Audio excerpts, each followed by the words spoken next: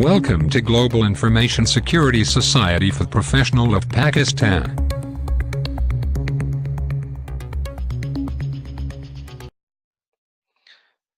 So let's start. Assalamu alaikum and welcome back for our second session, and inshallah this is going to be second session for our information security and risk management first domain. If anybody is not convenient with the sound quality or the presentation, please let me know so we can make some modification.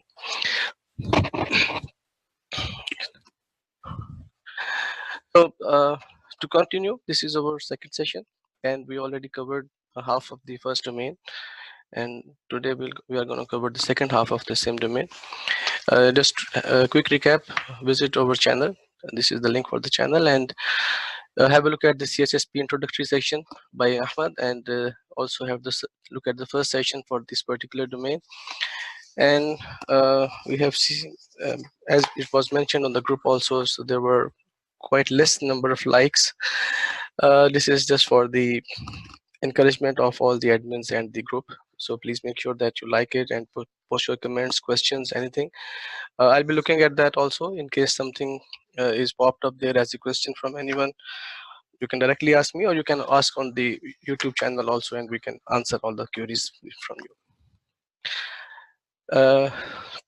So quickly, we have covered the first 6 points of the objectives. Now we are on the 7th point, which is identify, analyze, and prioritize business continuity requirements. And so we'll continue with this. Also, as you know, today is 23rd of March, so that's why there is a flag waving on the right side. So just congratulations everybody on this good day, and inshallah we'll see our country prosper in the life of this world.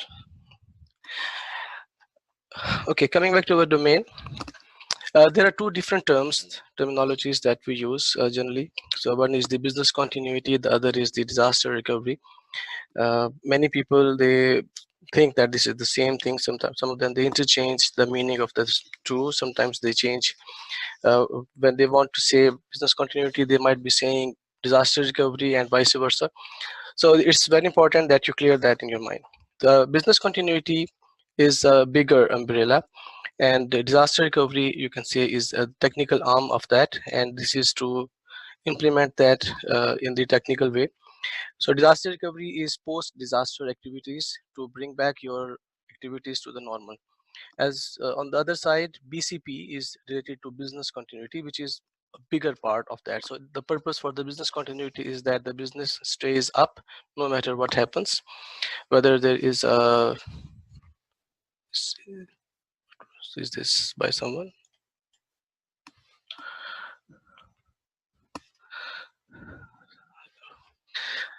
Okay. Just let me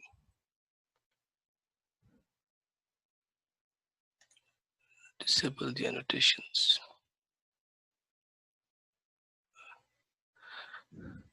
Okay. So a business continuity is the bigger umbrella, which ensures that the business is up and running without any interruption, and there is no problem with the business, whether the activities are as normal, or whether there is a problem with the environment or not, the business must continue. So its main purpose is even if there is a disaster, the business has to continue. So which means that it is related to not only IT or not only the technical part of the company, it is the within general part of the operations of the organization. So the organization has to continue whatever happens. So that is mainly the business continuity plan. So disaster recovery plan is a part of the business continuity plan, and it is the technical part of that. So it is mainly related with the technical part. So you need to bring back your services after the disaster. So with the disaster recovery plan, you might have some interruptions which you do not want to have when you are implementing the BCP. So there has to be a very clear view of that. We'll talk about more on the same. Actually, this particular thing is divided into two domains. In this domain, security and risk management, and in the security operations domain, which will be discussed later on. So in the security operations domain, it has bigger and wider scope, and in this domain we have very small and very sub part of that. So here we will just have a touch base of this, and we'll have a detailed discussion on that in the security operations domain. So first of all, for this, as it is a project, so like any other project, it has to have initiation, project initiation, and project management. Like any other project, it has to have starting date and end date. It has to have a project manager. It has to have the support and backing from the top management, who are the sponsors for that, who are putting the money to implement this.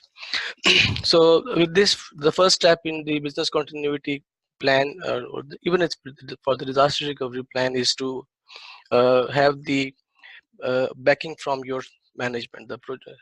So these activities happen here. The first part is the senior management approval. So the senior management has to be on board on that.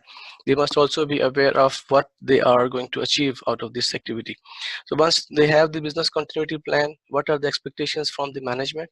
When you have the disaster recovery plan, what is the expectation from the management? Generally, this has been seen as in practically, sometimes the management invest a little and they expect that they have a complete, fully end-to-end highly available environment where they will have zero downtime in case something happens. Depending on the investment, this is possible. But if somebody has invested too less, they might not have that. But if they have this perception, this has to be cleared. So it's the responsibility of the project manager and the management of the BC plan to ensure that the management, the company's management, the senior management, the C-level people, or the board of directors, etc. So they are on the same page as you are. So they must be very clear what to expect in case there is a disaster or there is a problem with the normal operations of the company. So once you have this, only then you can have to first of all define the scope and objectives of this plan. So not everything in your company might be essential. Not everything requires to be up and running in case there is a disaster. Not everything might be as important as the others. So you need to prioritize and put the scope. You need to put objectives depending on which activities you want to bring up in case there is a disaster. So that will be all defined in this scope. Then the third part will be the estimate the project resources. So these resources could be your human resources, your technical resources, your building resources, your other things, whatever you require. So these are the estimations in case you have a disaster, what resources are needed and who will provide them, who will bear the cost for that, etc. And then comes the last part, which is the define timelines and objectives. So here you define how much time will require for which activity to complete. So that will be depending again on the technology and the investment that you have put into this, how much time will be required. So if you're required to have lesser time for the lesser downtime in case there is a disaster, obviously you need to have a better technology implemented, more investment into that, and vice versa. So it requires that these timelines are defined. So for that we need to define these two terms. We'll use these two terms in the coming two slides. One of them is the RTO and the RPO.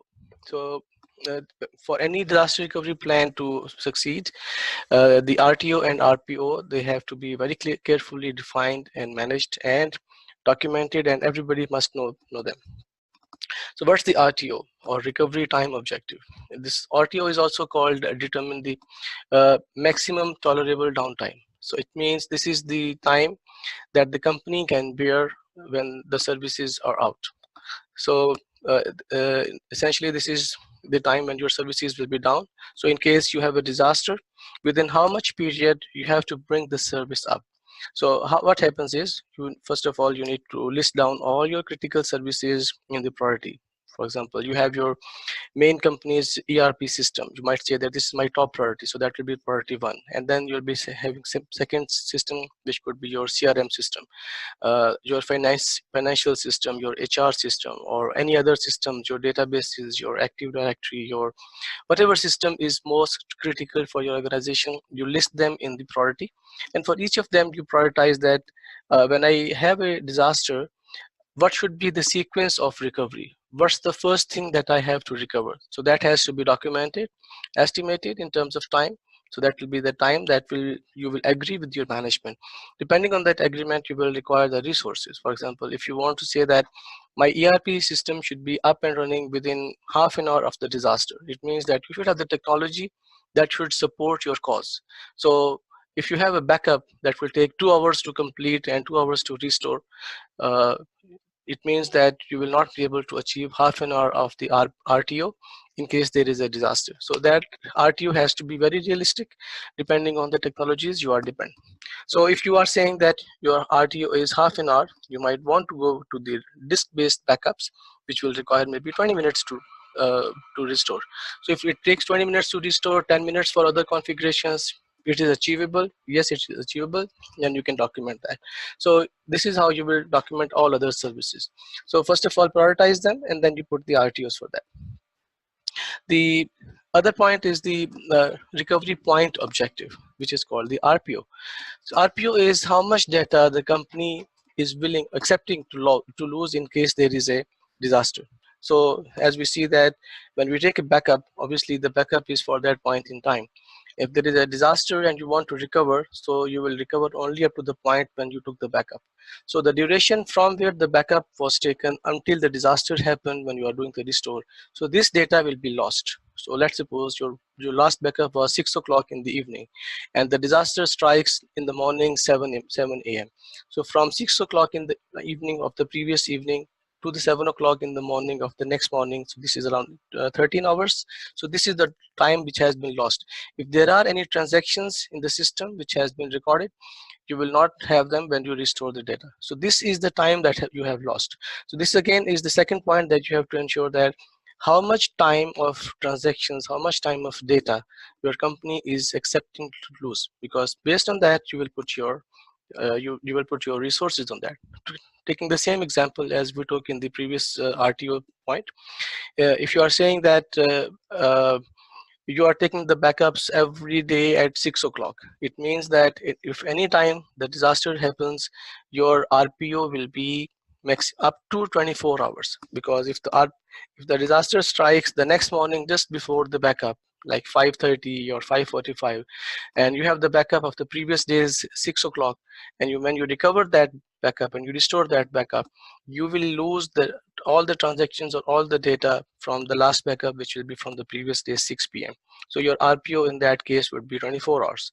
So if you want to achieve the RPO of, for example, 2 hours, you might have to have the backups every 1 hour, so that when you restore, maximum 1 hour is lost, and or up to 2 hours is lost. So that depends on the kind of technique. So you might not go for the backups only. You might want to go for the site-to-site replication, your storage application, your applications replication, your database application. So whatever technology is available for your environment, you will opt that and do that. Obviously, the more RPO, I mean, more means lesser time. So the more intensive RPO you need, the more intensive technology is required.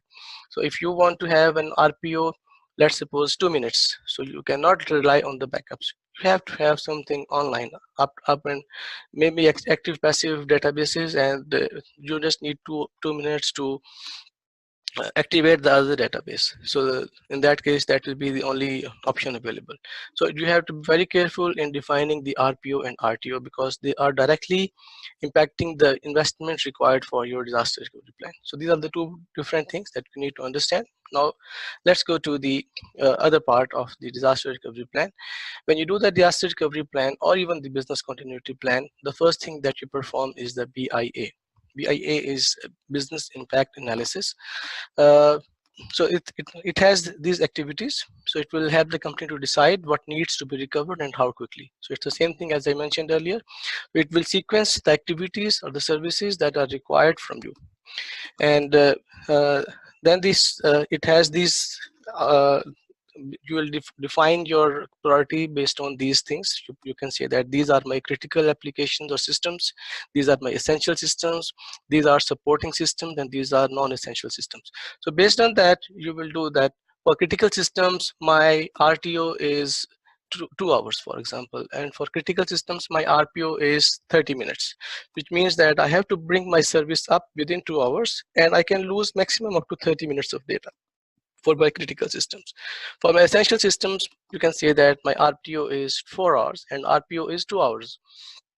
So within 4 hours, the system should be up and running, and maximum data loss could be for 2 hours. For supporting systems, you can say that even if it is not up for 24 hours, for example, the company's vacation system or HR module, which the company's, or the time and attendance system, you can say that in case there's a disaster, even if it is not up for 1 day or 2 days or 5 days, it's not a problem for me. My company will not stop, but at least my essential systems are up and running and working. And non-essential systems which are not necessary for the company's operations, you can put them, okay, they are there, but I will restore them, but only after I have completed all my other activities. I will not prioritize them, and I will not waste my time and resources on these things. So this is how you will do your BIA. This is an example of the BIA. This is, if you see here, let me show you. Let me bring my mouse pointer. If you see here, it has this is a form for the business impact analysis. So it shows a critical function, who is the owner of this, when the assessment was done, and what's the review date. And if you see that it mentions in the first part, impact on business in the first 24 hours, 24 to 48 hours, up to 1 week, up to 2 weeks. So you mentioned that if this system or this service is down, or this function is down, how much will be the impact on the business. And then requirements for recovery. So you will put that in terms of people, you need how much time for the recovery. Premises, technology, information, supplier, and partners. So you put them here. So this will define this particular function, how much important it is, and how much recovery efforts are required when you need to have a recovery for them. This is just an example, so you can make your own. It can vary very broadly from one organization to the other. Even if one and other organization and the other organization, they are working in the same field, even then these could be extremely different, because one company might require some other things as prioritized, while the other might have some other things to prioritize. So this is based on one company to the other.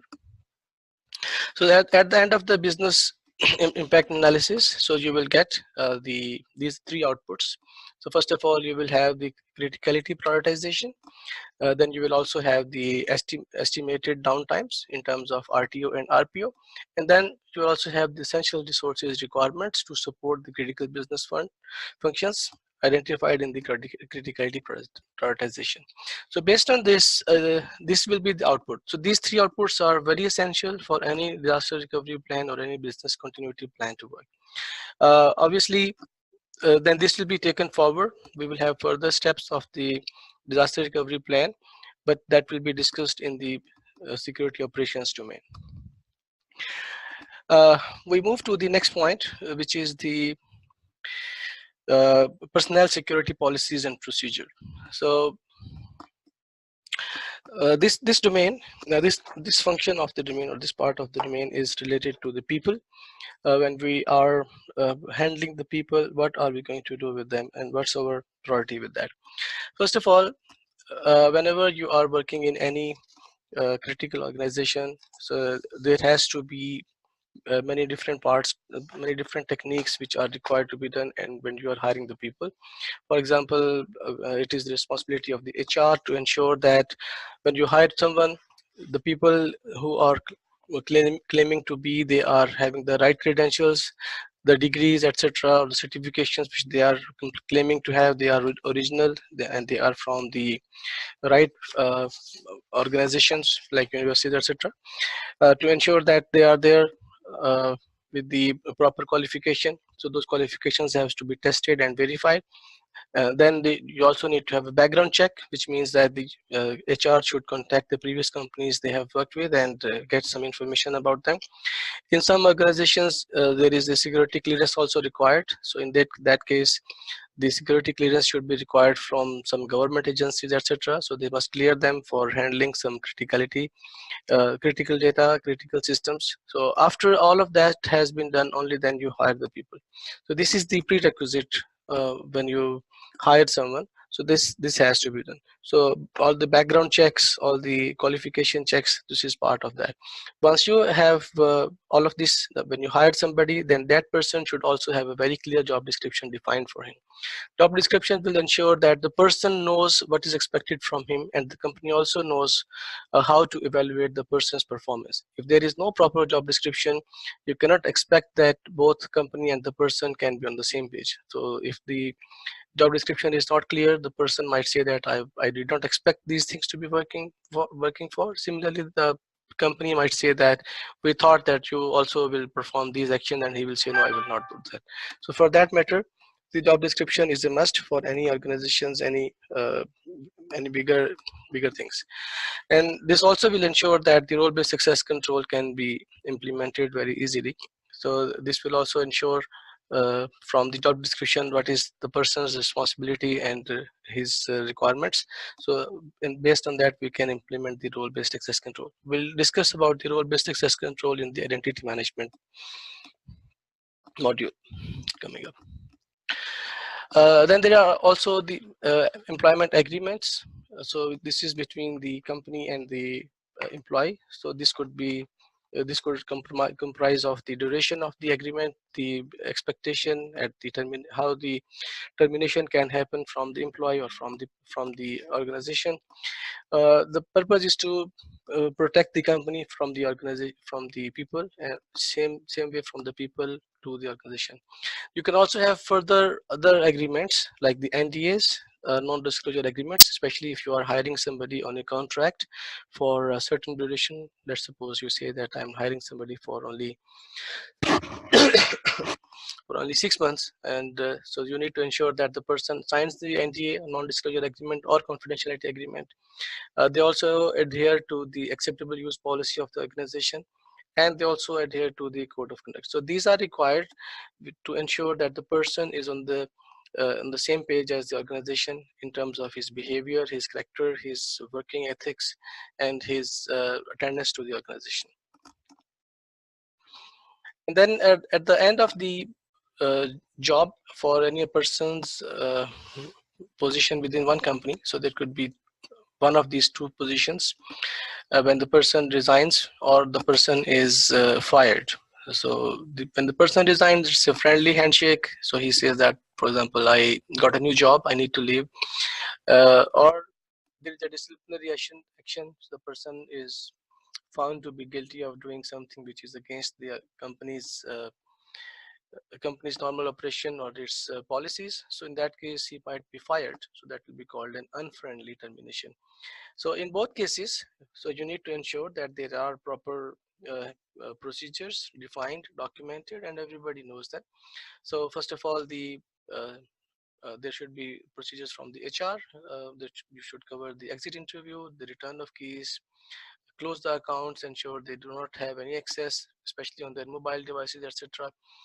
Remove their access, physical or logical, on any systems, and ensure that they do not have access after they leave the company. Even if somebody is very good in their normal operation with the company, but it's the responsibility of the persons who are still there after that person leaves to ensure that their access is removed from all the systems.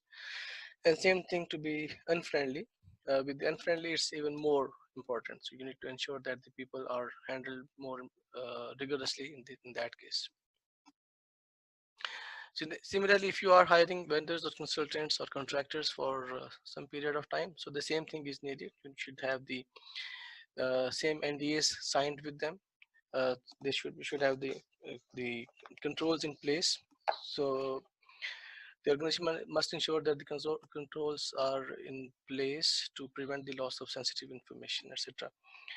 Then there could be many different approaches depending on the relationship between the vendor and the organization. So you can say that, for example, escorting might be required. So in case you need to have consultant within the company for 1 day or 2 days or 3 days, so you must escort them.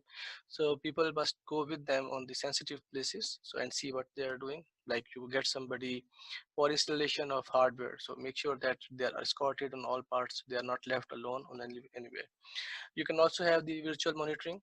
So monitoring could be either through the security cameras, or you can have the screen sharing, or you can do the screen recordings also, to ensure that whatever they do while they were working in your company, so they are all recorded, and they could also be used in case there is something wrong happens. So also you can have some registers where you log the people's. बहुत खर्च करती है, नहीं बचाती salary, बहुत लोगों की gift लेती रहती है अपनी। कौन? सैरिश। हाँ, भांजियों को ले जाके शॉपिंग कराती है, बचाते नहीं। दबाव डालने के लिए तुम्हें बेलन उठाना पड़ेगा। ये बात सही करी, स्पॉट ऑन। देखो वो क्या होता है, क्या होता है, क्या देखो वो क्या होता है। Excuse me, just a minute, let me. I will mute all. Sorry for that. I forgot to mute all. क्या होता है?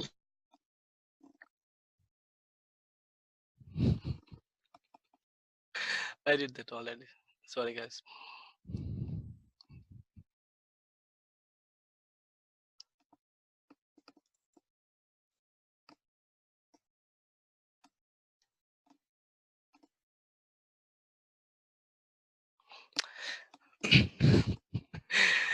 Coming back from shopping, so let's move forward. So we have to record. We can record all the activities in the registers. So they could be generally with the data center access, with the critical systems access, critical system log on, log off. This could be also virtually monitored in case you might have a log management solution, so they can log all these activities within that, and then they could be accessed back in case there is a problem. So these were a few things that are required for the human resources. Now let's move forward and talk about the risk management concepts. Now this is another important aspect of this particular domain. First of all, let's define what is risk management. Risk management is the process of identifying and assessing risk, reducing it to an acceptable level, and ensuring it remains at that level. This is essentially only the definition of that. As you can understand from here, as it's the process of identifying and assessing risk. So this word assessing risk ensures that the other term that we use, which is called risk assessment, is different than risk management. So sometimes people interchange these definitions also. Risk assessment is different and risk management is different. Risk assessment is the first part, which includes risk analysis, etc. So which only list the risk. We will have that also in the coming slides. And then the risk management has more things than the risk assessment. So you do the risk assessment, then you do some activities to reduce this. Reducing is also called mitigation. So you can reduce this to an acceptable level and ensure that it remains at that level. So these are a few things which are for the risk management.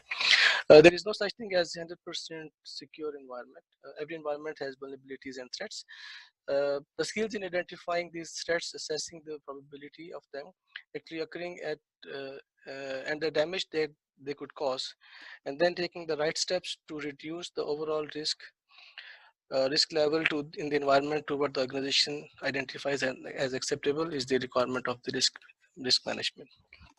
So a few risks could be like physical damage, like from fire, from water, from some some strikes, etc., some power loss or some natural disasters. So that will all cause the physical damage. There could be another risk could be human interaction.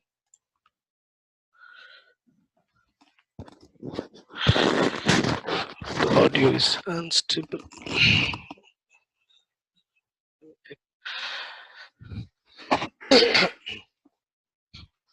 Human interaction, this could be the human faults. So this could be either accidental or intentional actions or taken by the people. So this could also disrupt your normal operation.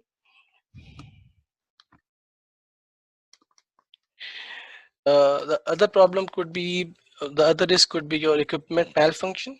So like failure of systems or peripheral devices within the environment. So that could cause the equipment malfunction. You could have the inside or outside attacks, for example, hacking or cracking activities or some Trojan activities trying to steal some information from you. Another risk is your misuse of data, like somebody shares your trade secrets somewhere else, or somebody does the fraud with your data, or somebody steals your information, your data is lost, stolen from your environment, and somebody takes access to that. And the second last is the loss of data. For example, somebody could intentionally delete some files from or some systems from your environment, or somebody by mistake they can do that, or somebody who should not have access, they have access and they do not know what to do and they delete that information. And the last could be your application errors, like your computer errors, your input errors, your applications buffer or overflow, some issues which the programmer or the developer did not take care of. So these are a few risks. There could be even more than that. These were just a few examples of the risk. But at the end of this, what you require is to have a good risk management. So this is an example of that. Let's recap all of these things. We talked about that in the previous session also. We have assets, we have vulnerabilities, we have threats and controls. So assets are the things, or the applications or your services or your environment or infrastructure that you want to protect. And each of them, they might have some weaknesses. They will be called as vulnerabilities, or as V. And to reduce the vulnerabilities, you put some controls on them. And the vulnerabilities are exposed to the threats. So those threats are denoted by T. And you put some controls to reduce the risk also. So how do you calculate the risk? So the formula for calculating the risk is vulnerabilities multiplied by threats. That is the risk. So if you identify some vulnerabilities as and assign them some numbers, and you multiply the vulnerability by threats, you will get the risk value. You can put the controls to reduce vulnerabilities, and you can put controls to reduce the risk. So this both can be done. Now let's talk about the process of the risk management. So we have 4 steps of that, the risk management process. So risk management process, first step is to frame the risk. So risk framing defines the context within which all our risk activities take place. What are our assumptions and what are our constraints? What are the organizational priorities? What's the risk tolerance of the senior management? So that will all be the frame risk, which will define your framing activity or the boundary or outline. Then you do the assessment, which is called the assess the risk. When you do the risk assessment, this is also called the risk assessment here. Before we can take any action to mitigate the risk, we have to assess it. This is perhaps the most critical aspect of the process, and one that we will discuss at length later on. If your risk assessment is spot on, then the rest of the process becomes pretty straightforward. Then comes the next part, which is the respond to the risk. Now that you have done your homework, you should know what you should do and what you must do and what you cannot do also. So this is also done by the framing and risk assessment. So you know what you can do and what you cannot do and what you shouldn't do. And then you also are, up to what kind of threats are there, what kind of vulnerabilities are there. So then you know what you can, what kind of response you have to perform here. So responding to the risk becomes a matter of matching our limited resources with the prioritized set of controls. So not only we are mitigating significant risk, but more importantly, we can tell our bosses what risk we cannot do anything about because we are out of resources. So the management has to buy whatever you are agreeing with them. Okay, we'll do that in the coming slides. We'll do the assessment. We'll do the examples also for this. So the last part of the risk management process is the monitoring the risk. So no matter whatever you have done, so you have to always keep monitoring this. So you might have missed something, you might have miscalculated something might have overlooked, some dynamics might have changed in the organization. So you must keep monitoring your environment. If it is not, so your environment is always prone to more risks. So in order to stay on one step ahead of the bad guys, you need to continuously monitor the effectiveness of your controls against the risks for which we designed them. Okay, so these are 4 steps when we are doing the risk management. So we'll do the more in-depth things about the risk assessment part, which is more of the thing. So risk analysis or risk assessment, by the way, these are 2 different terms, but for the sake of this course we'll say that they are the same. In the CISSP exam, they will not confuse you by interchanging these terms, analysis or assessment. They'll be very, very clear and very to the point on that, because the scope of CISSP is very limited for the risk management.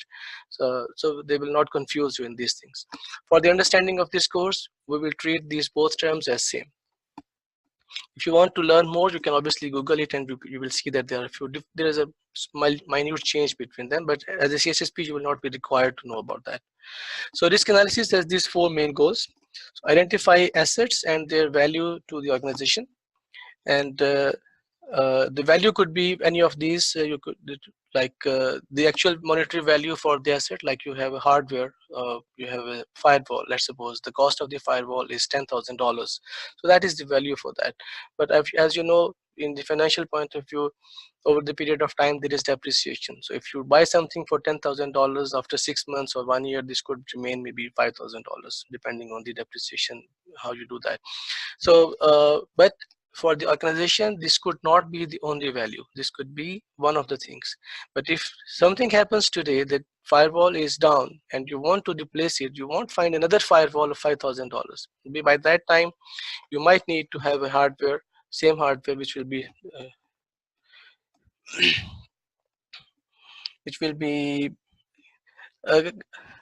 Iqra, please just wait. In the coming slide, I have the examples for all the inherent and residual risk examples. Please just wait for a couple of slides and we will have the examples. Thank you.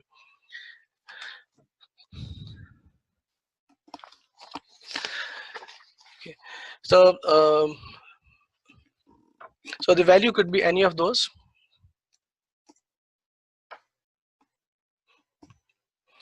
What's the basic criteria from Suman? Actually, we have the criteria is okay. We can discuss that later on, because now if I discuss that, it will be a bit different. We have discussed all the criteria in the introductory session. All of this has been done there, because if we discuss that now, this will derail over this process.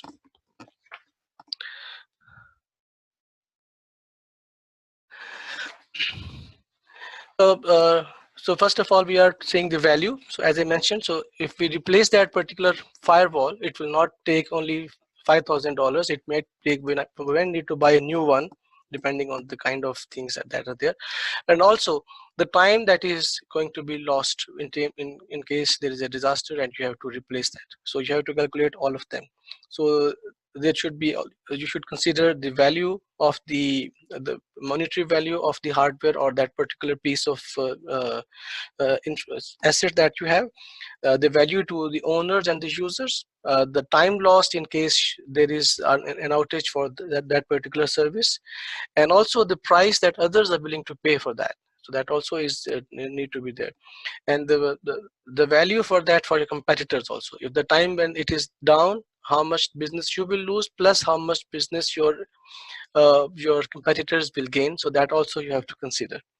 And also if there is an SLA, etc., from your company, so you might need to pay someone else if your system services are down. So you need to also calculate those liabilities in case this hardware is there. So this is all how you put the value for your assets.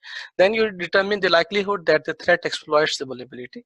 So this will be dependent on many things. So you will see what kind of systems are there, what are the different vulnerabilities which are already available, and how could the how much is the threat for that particular vulnerability.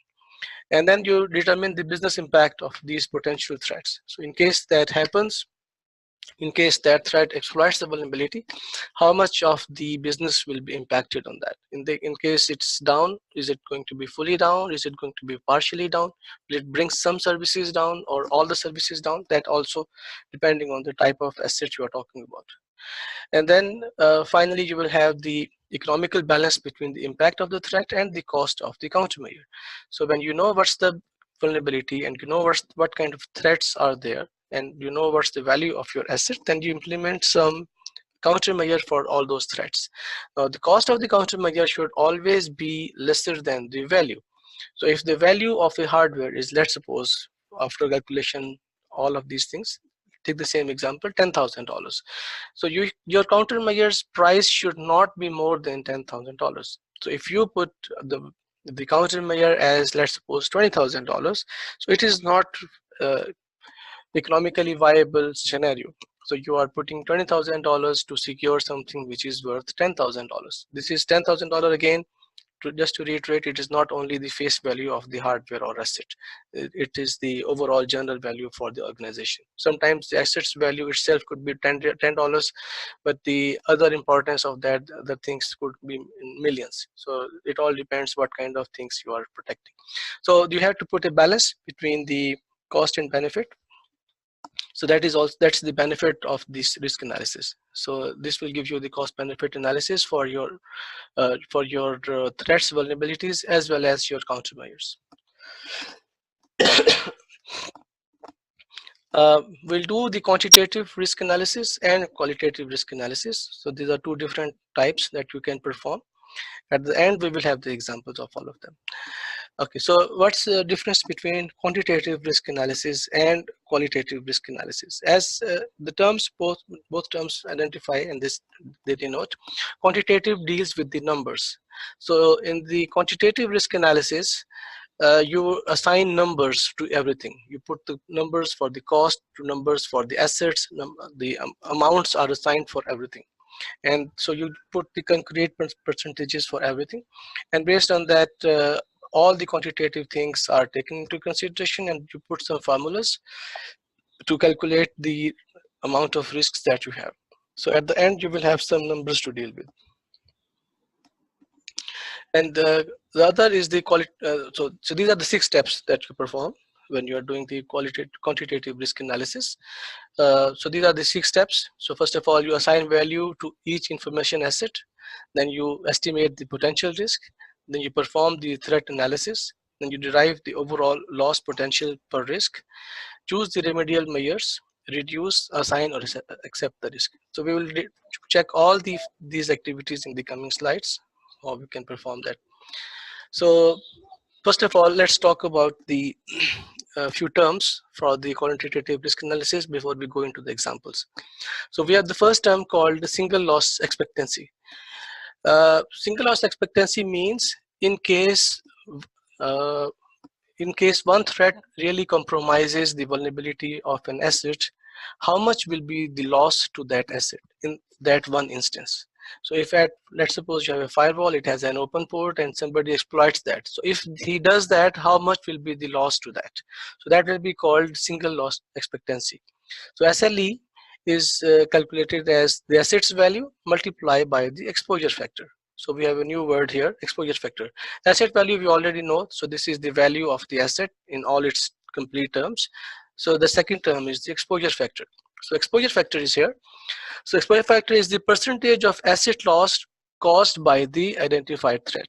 So this is also called the attack surface. Exposure factor is also called attack surface. So this is the percentage of asset loss caused by the identified threat. So if that threat compromises this particular asset, how much the data will be, how much of the value of this asset will be lost. We'll have the examples that will clarify further. Another term is the ARO, or annual rate of occurrence. So this ARO is the estimated frequency that a threat will occur within an year. For example, you say that you have rains every year. So it means that the annual rate of occurrence is 1. So, but they say that we have an earthquake every 2 years. So annual rate of occurrence will be 0.5. So if there is, somebody says that we have a sandstorm here every 10 years, for example. So your annual rate of occurrence will be 1 divided by 10, which is 0.1. So that is what you calculate as an ARO. This is annual rate of occurrence. And then there is annual loss expectation. So this is the actual number that we want to achieve, annual loss expectation, or ALE. ALE is the multiplication of SLE and ARO. So you multiply the single loss expectancy with the annual rate of occurrence, you will get the ALE. Okay, Let me give you the examples first. So this is an example. So we have an asset, for example, and its value is $500. And the exposure factor is 90%, which means that if there is a threat to this particular asset and it really compromises this asset, I will lose 90% of the asset. So this is the exposure factor. Okay, so this will become 0.90. Then I get the SLE, or single loss expectancy. It means that when this particular threat will compromise my asset, I will lose $450 worth of my asset. How did I calculate that? Multiply AV with EF. 500 multiply 0.9, it becomes $450. So that is my single loss expectancy. Then I get the ARO. ARO means annual rate of occurrence. So it is the each year how many times this will happen. So it means here 0.5, it means it is occurring every 2 years. This particular exploit can be done every 2 years. So how do you get these numbers? This is generally based on your previous history of the similar kind of events. If it is a physical or natural thing phenomena, so you can get it from the historical data available from there. And based on that, you will get this ARO. So in this particular example, so this is ARO is 0.50. It means this particular thing is happening every 2 years. This is expected to happen every 2 years.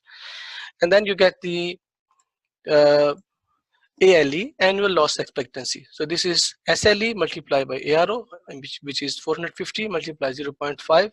So it becomes $225. So this becomes ALE. It means annually you are expecting that from an asset whose value is $500, your expected loss is $225. Now, when you calculate this ALE, this is a very important number. Now, based on this, you will find the countermeasure. Now, the countermeasure should be not more than $225 a year. If you are putting a countermeasure which costs you more than $225 every year, this countermeasure is not feasible. So when you put all the countermeasures, you list them all, so and you put the values for that, and you will understand that each of them has a different dollar value assigned to that. So that will be different from one example to the other, or one countermeasure to the other.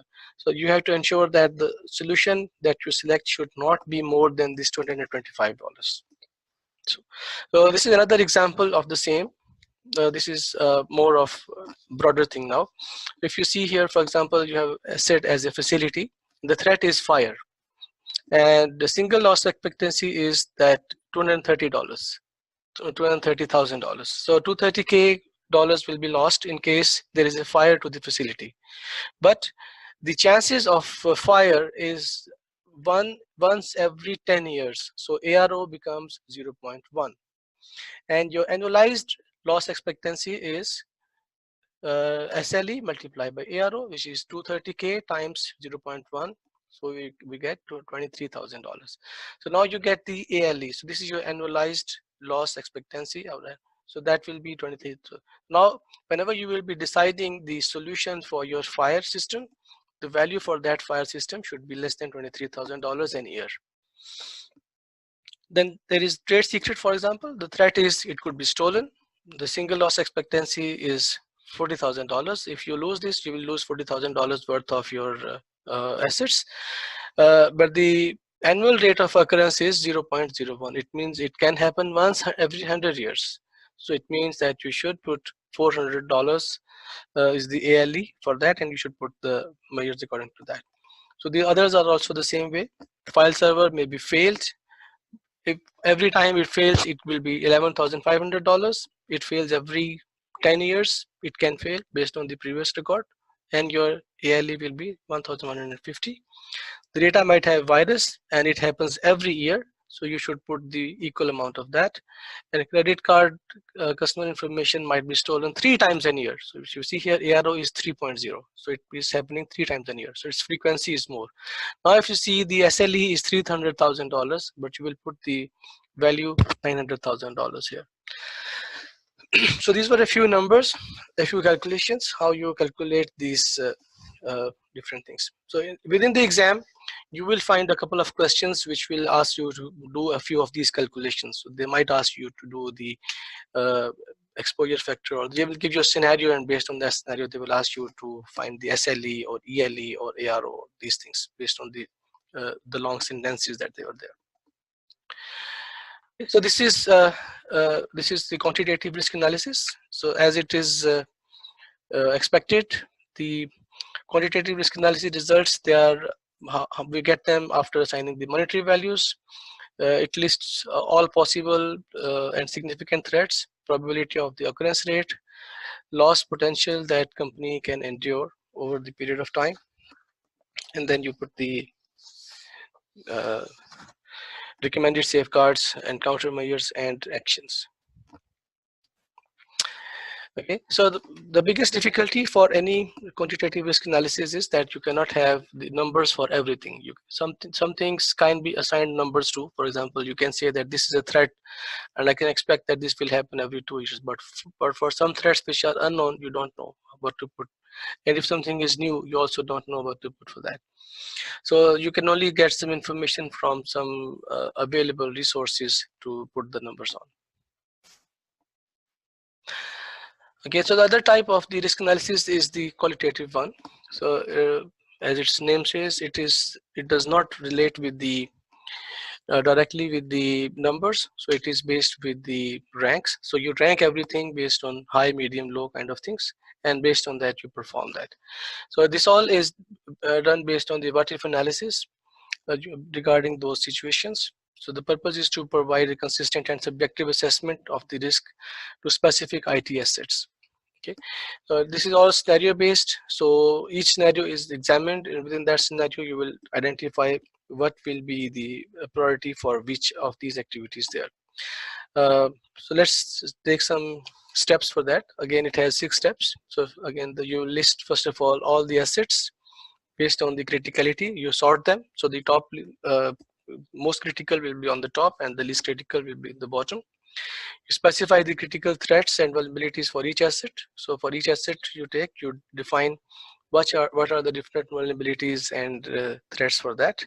Then you develop a consistent exposure severity scale for each asset, and it's known. So this should be again based on the critical and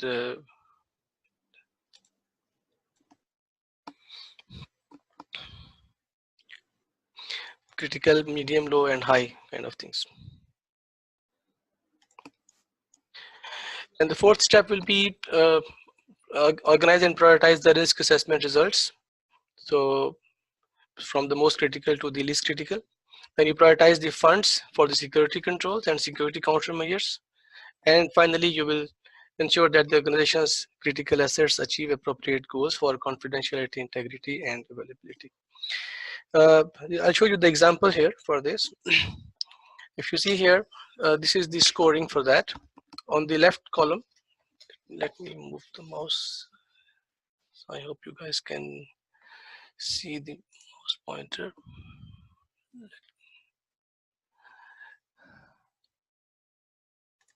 Okay, now you can see the mouse pointer here. So this column here is the likelihood of the occurrence, and in the bottom you see the consequence or impact increases. So if you see, the consequence is negligible, marginal, important, critical, or catastrophic. And here the likelihood of occurrence is frequent, probable, occasional, remote, and improbable. So this is all these are all discretionary numbers. They are all based on your previous experience and knowledge of the environment and about the threats. So you will put the numbers here, A, B, C, D, E priorities, and you put the priorities here 1, 2, 3, 4, 5. So when you see here that if something is frequent and it is catastrophic, so it is frequent and the impact of that is the catastrophic, it means it will become a high risk. If it is critical and it is frequent, it is also high risk. If it is important, also frequent, it will be high risk. If it is marginal, even though if it is frequent, it will not be very high risk, it will become only high risk. With negligible, you will have high risk. So if you see here with this, you will find this whole area as very high risks, these ones as all high risks, and these are all medium risks, and these are all low risks. So this all varies from one organization to the other. So this is how you will put them. This is how you will prioritize them. Based on this, you will find that for each asset, you will have value for that, whether this asset is at a very high risk, or this asset is at a high risk, or this asset is as a medium risk or low risk. Depending on that, you will put the solution for that.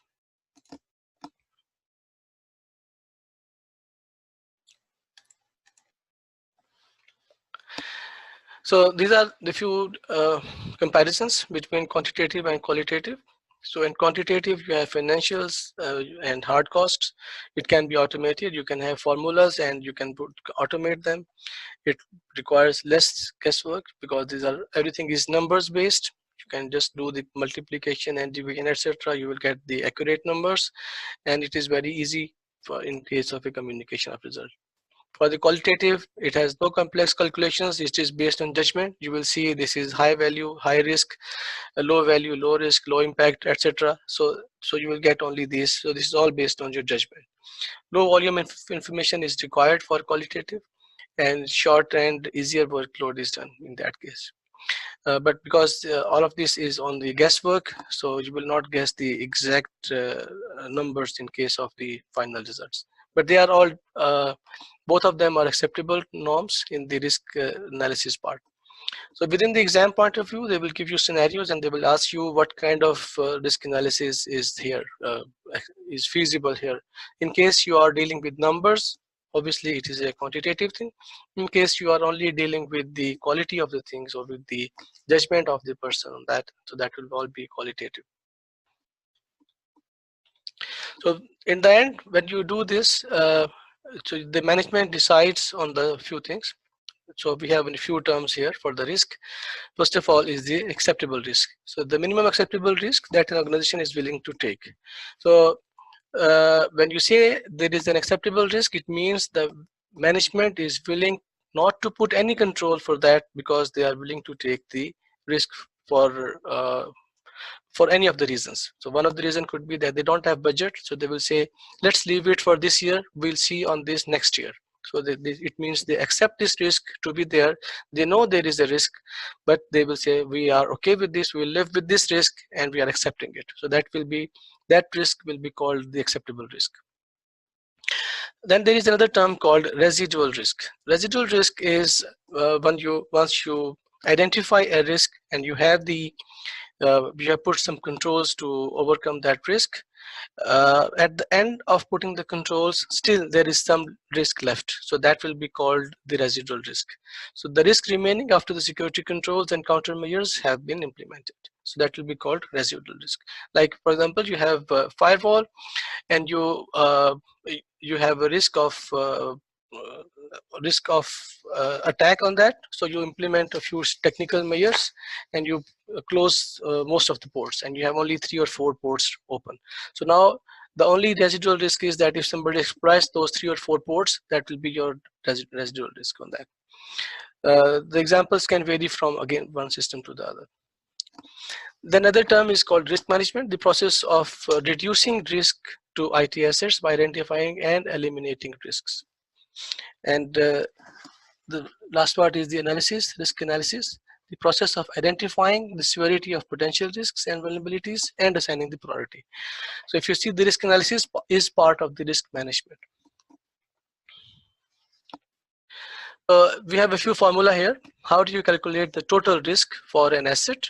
So you have this threats multiply vulnerability multiply asset value will give you the total risk. Okay, and if you want to calculate the residual risk, you will have threats multiply vulnerability multiply asset value, the whole multiplied by the control gap. So this is the gap that is after you have put all the controls. So that will give you the residual risk. So how do you deal with the risk? Once you have identified the risks, you have identified all your assets and the risks associated with them, the management has to decide what do they want to do with that. So they can do either one of these three. They can accept the risk. They will say, okay, the benefits outweigh the potential loss. So in case of this, they will not put any controls on that. So once the management or the organization's top leaders, so they accept the risk, they are not putting any controls on that. The other is the transferring of risk. The risk transfer is that you instead of putting controls yourself, you let somebody else do it for you, and you pay them for that. For example, you do the insurance or you do the outsourcing. So instead of you doing the control of the risk, you let somebody else own it. So like in case of insurance, you will pay the premium and the insurance company will ensure that in case this risk realizes, they will pay you the value of the asset. Or outsourcing means that instead of you doing it yourself, you let somebody else do it and you pay them for the services that you are getting from them, like managed firewall services, like managed data center services, etc. All those managed services, they are the example of risk transfer. So the third and most practical part of any risk management part is the risk mitigation or risk reduction. So in this case, you choose the remedial measures to counteract each risk, and then you select the counter measures whichever are available from the list that you have.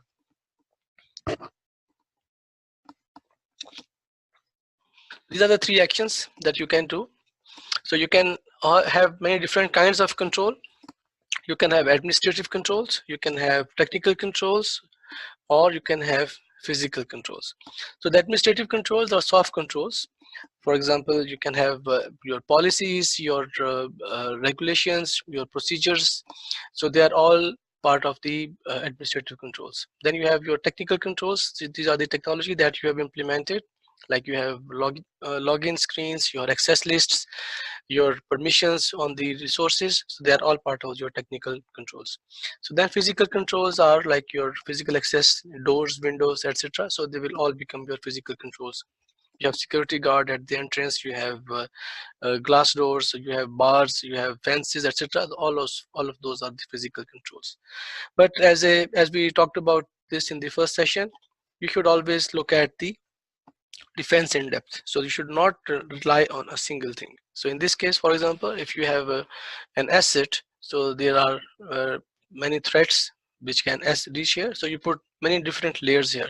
So you can have, in the end, there is physical security. Then you can have policies and procedures, which are your administrative controls. You have VPN, which is your technical control, firewall technical control, DMZs, all your technical control. Secure architecture is your technical controls. Account management, rule-based access control, patch management, virus scanners. So they will all become your technical control, etc. within that. So when we say this, we can have different kinds of controls, and their functionalities can be divided into these different functionalities, different kinds. You can have preventive controls. So they are intended to avoid an incident from occurring. So they will prevent the incident from happening. So example could be then you can have a security guard. So it's a physical control and also preventive. It will avoid that person from other persons from entering something. Then you can have detective control. So they help identify an incident activities and potentially an intruder. So example of that could be your IDS system. So you have an IDS implemented in your network. So this will detect the similarly all your log management solutions. So all the logs, they are detective controls. Then you have corrective controls. So they fix the components of systems after the incident has occurred. So you can have some automated scripts which might run in case there is something happen. So that will be your part of the corrective actions. So that can be taken. So then there are some deterrent controls. So they intend to discourage a potential attacker. For example, you can have lighting around your building, so that will be a deterrent control. So when there is lighting, the unwanted people will not come near that. You can have fences with wires, or you can put some warning signs on that there is electricity in these wires, etc. So they are all deterrent controls. Then you have some recovery controls that are intended to bring the environment back to regular operations. So corrective controls are on a smaller level, recovery are on the larger level. So then you have some compensative controls. So they provide an alternative measure of control, like you can have insurance, etc. So they will all be compensating. Okay. So these are a few examples of that. So if you see here, so these are physical controls, and all of them are preventive. Your locks, badge system, security guard, biometric system, man trap doors, so they are all preventive controls, and they are physical. Your fences are deterrent control. Your lighting is deterrent control. Your motion detectors, they are all detective. You can have CCTV, that is all detective. You have an offsite facility, this is a recovery control. Okay, so these all are examples of the physical controls. Then you can have the examples of the administrative controls, like security policy, it is preventive. You have separation of duties, is preventive. So, you have information classification is preventive. So these all are preventive, and these are all detective. And these are a few technical controls, like ACLs, your encryption, audit logs, IDS against. So this IDS is detective, and server images, they are corrective. Your data backup as recovery, etc. So they are different controls, and they're different types.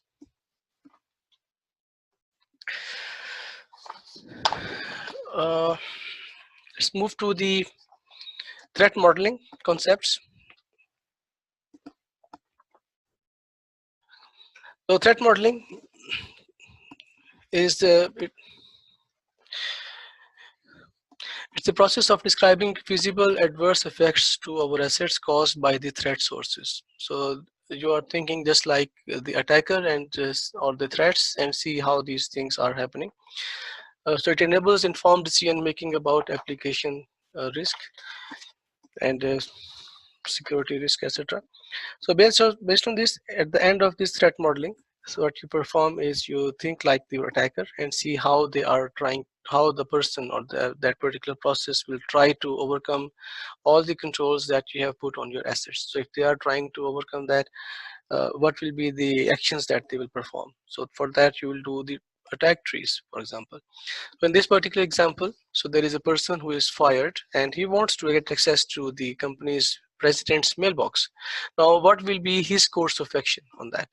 So based on that, you will put some controls. For example, this is his motive, this is what he wants to do. So he can do one of these three things. So he can have access to the mail server and then get the mailbox from there, or he can give the person's or president's mailbox and can use his credentials, and then he get access to that, or he steals the smartphone, and then you can have he can have access to that email.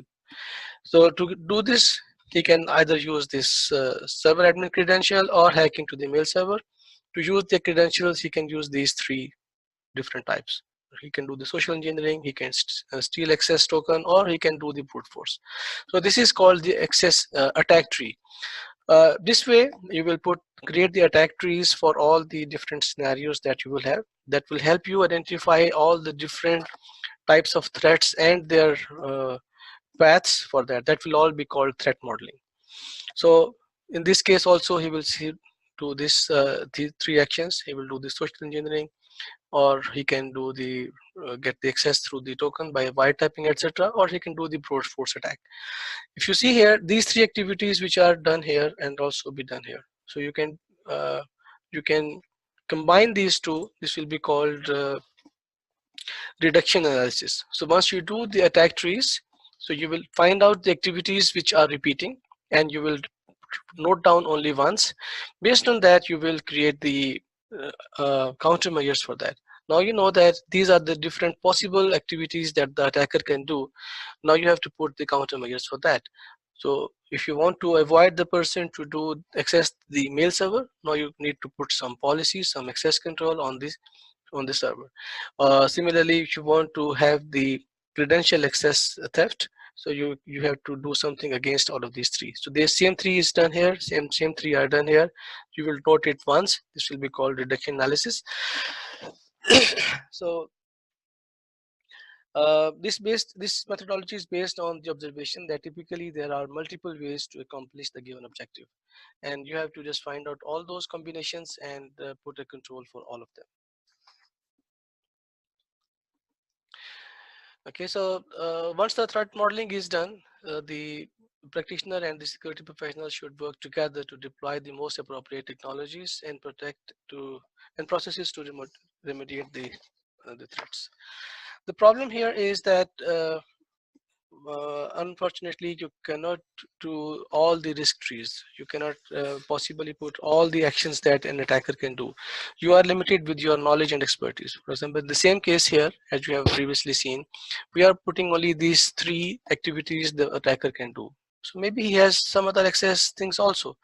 Maybe he can do something else. For example, if the president has configured his account on his wife's, for example, smartphone, so they can get it from there. If he has a hard copy of that emails printed somewhere else, he might get access from there. So we are limited only with the things which only we know, which is the only limitation with the attack trees. Okay, so typically at the end of this you will put the technologies, like you will put IDS, IPS, firewall, or access control, to ensure that all those attack trees are taken care of. So let's talk about the supply chain now. What's a supply chain? For any organization, you will have inputs from many different places and outputs to different places. So for example, this is your company. You require you are a computer manufacturer, for example, and you are getting some of the inputs from here. So this computer components manufacturer, he sends you the components. This company requires something from here. You also require support from a software developer, so they are here. You also require you have some SLAs with the security provider, which is here. You are getting electricity from the electricity company. You are getting the water. You are getting the heating, ventilation, air conditioning, all of those facilities from different places. So you put all of them here. So these are all your supply chains. So this all, and then there are the ones whom you provide. So then you are going through your distributor to your customers. So for your customers, you are the upstream, and they are your downstream. So for you, these are your upstream supply chain components, and they are your downstream supply chain components. So whenever you are doing the risk management, generally you talk about your environment only.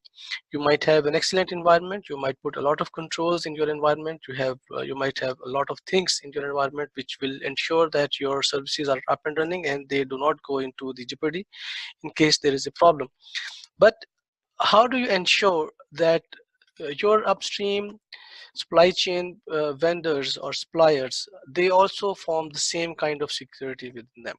So for that matter, you have to ensure that in case there is an activity which requires input from somebody which is not under your control, they also fall in the same level of trust, same level of assurance that you have within your environment. How do you ensure that? So you generally ensure this in terms of either, first of all, let's see, any of the problems could be with the fires, which natural disasters. If there is a fire, for example, so you will not get or one of the paths is blocked. The fire will block all your communications. The fire will be, there will be a problem with your facility. There is some natural disaster. Because of that, the roads are blocked. You are not getting the proper supply chain for your system. Your electricity is cut. Internet is down. Internet link is slow or somehow, or there is some viruses with your provider. So these are all the reasons through which you will have the supply chain risks. So they are generally with the tangible property exposures have this, and for the information technology are vulnerable to both accidental and malicious things. So what do you need to do that? First of all, you need to ensure that you have the SLAs, etc. So you have to ensure that the security practitioner is part of all the third-party assessments. Whenever you are handling anything which is not part of the company, the security assessment is done and made sure that they are also part of your risk management and risk assessment thing. You create a risk register. Within that risk register, you ensure that all those entries, all those things which are not part of your environment, they are all documented there, and they are given proper weightage and value when you are accessing them, when you are analyzing them. When you are putting any solution, you have to ensure that. So similarly, if you have a solution which requires an input from a third party company, you might go into an SLA with them, which will ensure that they will provide those services whenever there is such a requirement.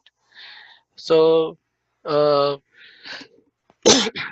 whenever you're another supply chain issue could be that if you are doing an acquisition of a third party, you are acquiring another company, and maybe you have a lot of things which are part of your proper risk management technology, with proper risk management scenarios. You ensure that they are well taken care of. But when you do a third party acquisition, you have to bring them also on the same level. So for that, you need to do the on-site assessment, you do the document exchange, you do the policy and procedure review, and ensure that all of them are become at the same level as you have in your environment. Okay, so for these things you need to have two things here to ensure that your supply chain stays intact in case there is a problem. You go into two things. One is the SLR and the SLA. SLR is the security level requirements which are essentially put by the customer. So the customer will define the security level requirements. So they will put, whenever I require this service, these are my requirements, and based on this I will require all the services. When the vendor or the supplier, so they will quote or provide those services, so they will give the SLA, which is the service level agreement. Both will sign on that. So the SLA will be defined based on the SLR. So uh, when the SLA is signed, it will have all the levels of services required and the penalties which will be there in case the supplier is not able to fulfill whatever is required from them. So it will have the SLA will have the IT services definition, the service level targets, responsibilities of both suppliers and the customer. Obviously, it will also have the in-scope, out-scope, the escalation matrices, the contact numbers, the procedures, the levels defined, first level, second level, third level support, all level of support defined, requirements for arbitration, requirements for in case there is if the company is not complying with that.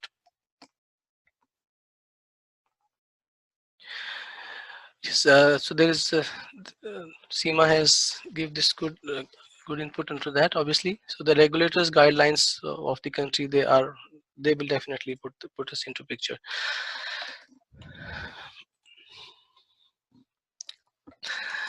So we come to the last part of the domain, which is the awareness, education, and training program.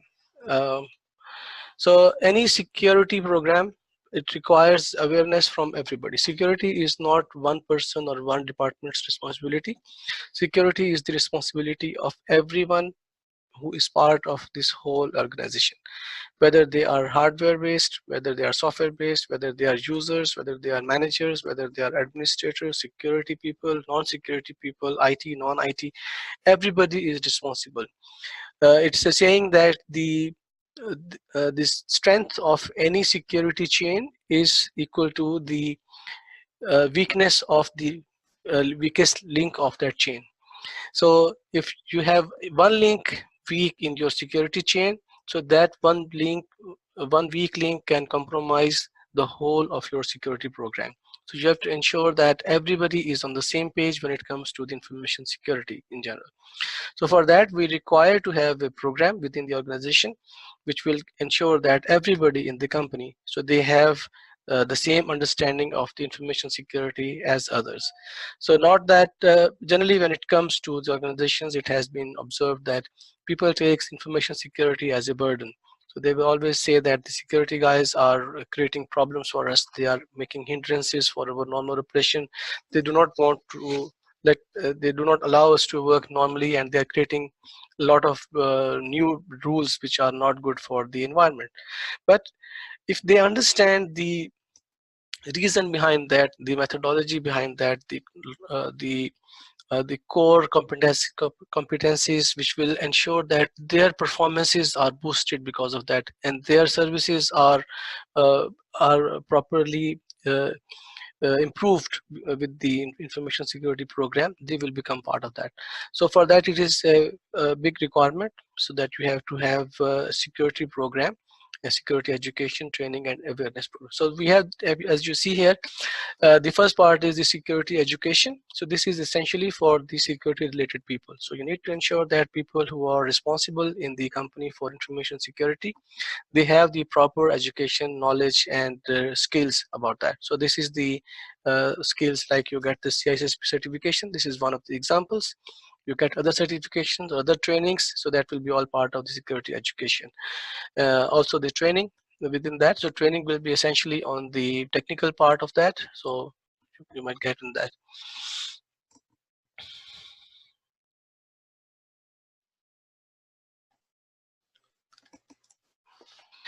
And the awareness policies are generally for the normal users. So for the end users, you run a lot of programs for that. You ensure that they get the awareness programs. So you can have one-to-one sessions, you can have one-to-many sessions, you can have online sessions, you can have computer-based recorded sessions, which the people can go and see to understand the security. Also, it will have the many topics. So you can have any of these topics can be done, like corporate security policies. Based on that, you can have a session with the people, or you can have multiple sessions also. This could be some weekly communications part of that also. Some of these could be linked with the person's performance evaluation. So if the person knows that whatever he does in security paradigm, this will affect his annual appraisals, he will be part of that. If he knows that it's not nothing to do with his performance appraisals, he might not take it as seriously. Similarly, the organization security program, you have to always ensure that whenever you are putting these things into the picture, you share only the information which is required for everybody. As we understood in the previous session also, there is a concept of need to know. So share the information which everybody needs to know. If it concerns with them, share with them. If it's not, then do not do that. Another very important part is this social engineering and business disaster continuity and disaster recovery plan. Social engineering is one of the biggest concerns for any security program. So people must understand what to disclose to whom and what not to disclose to anyone. They should understand what kind of things they can share with anyone. For example, you can say, just like as you call any bank or anywhere, so they will before the person comes online, they will put a recorded message that do not share your password, do not share your other information which is not required by the person. Or if you receive emails, ensure that the emails are properly read and they are properly interpreted, and the responses do not reveal any information about the organization. If you have a business continuity plan, let everybody know what the plan is and how and what is expected from them in case there is a disaster. Uh, in case of an emergency or contingency, how the people are expected to work on that, and whom to look at and whom to get the orders from. And then there are security incident responses. This is one of the very important programs for any of them. If people see something bad happening in the environment, how and where to report those things, those incidents. And finally, there is data classification, uh, and with that, people will know what kind of data they are expected to share with whom, and what information is available to whom. This is security job training. So this is for the people who are working on the security. So people should be up to date with the latest technologies, especially the ones which is implemented in the organization. If you acquire a new technology, a new hardware, a new system, you must ensure that you have the people with the right knowledge to use it properly. If you buy something and you don't have the proper usage for that, so it will be a waste of resource for that. So ensure that the people who are managing, they are capable, so to keep their capability to ensure that they are properly trained in those systems. Okay, I know it's there is still a lot of things remaining into this, but please try to understand. I'm trying to squeeze it as much as possible within this. So on a lot of places I have to skip. I could not go into too much of details.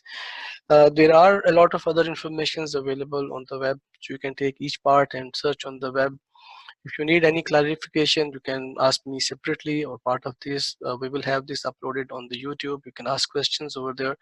All questions are welcome. There is no question will be a stupid question. We will take all questions seriously and we will ensure that they are all well answered. Please let me see if there are any questions. Guys, please, if you have any questions, please let us know now, or else we will close the session. Okay, just to put the expectation right, this is our first domain, which is the security and risk management. So after that, we have the second domain, which will be asset security, and we will do that also. I will communicate with the GISPP's management, and we will see when we can do the next session. You will please stay tuned with our channel, and we will update you when the next session is coming up. After this, I will download this whole recorded session and we will upload that also on our YouTube.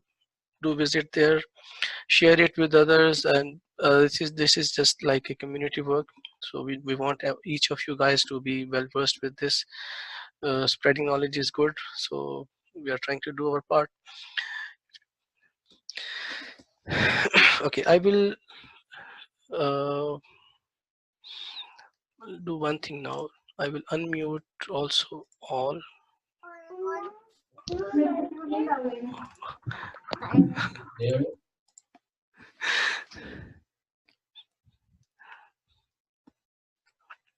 Okay, you guys can unmute yourself if you want to, if you any question.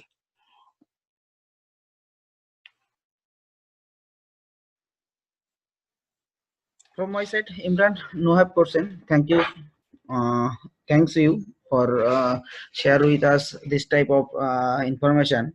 It is help to us and future and in our career. Thank you so much. Thank you, Saman. Thank you very much. Assalamualaikum, Imran. It's Imran from UK. Just have raised a question about.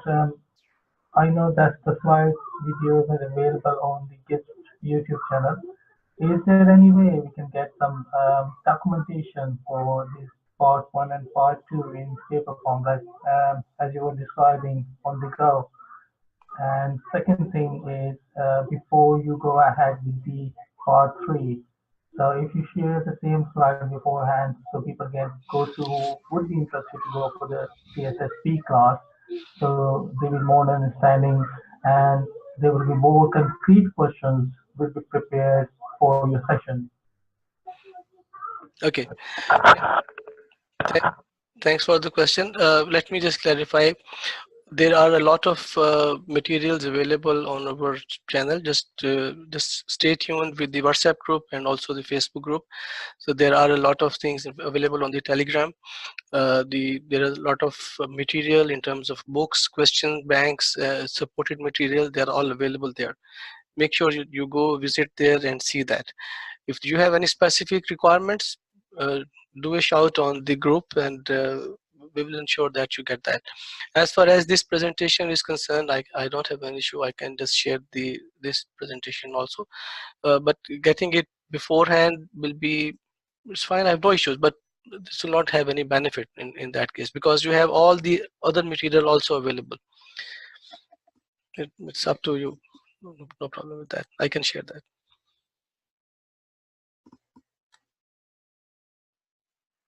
Hi Imran, Shuman. Yes, if possible, please discuss in depth if you don't mind. That it is so okay. Tell me. Yes, Suman. The problem is the time here, because these are 1 hour session. If you see here, we got around 1 hour and 40 minutes already. The previous session also took the same time. If you add them, it becomes around 3.5 hours. But in general, when we do the 40 hours of training, this will take around 6 hours to 7 hours to discuss. So when you have more time, you can discuss further, you can have the interaction also. But in these kinds of sessions, we need to squeeze, we need to sometimes skip a few obvious things also. So it's expected that you guys also put some effort into this. So I'll tell you, the purpose for this particular session is to just create the thirst in you and put you on the right track. Don't expect that this is the only thing that you will require to pass the CISSP. Yeah, I understood.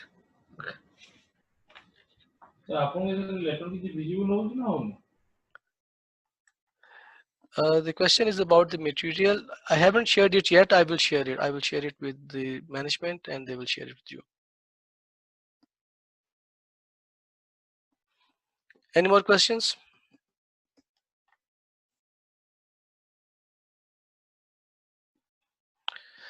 Okay then. Thank you very much for turning up, and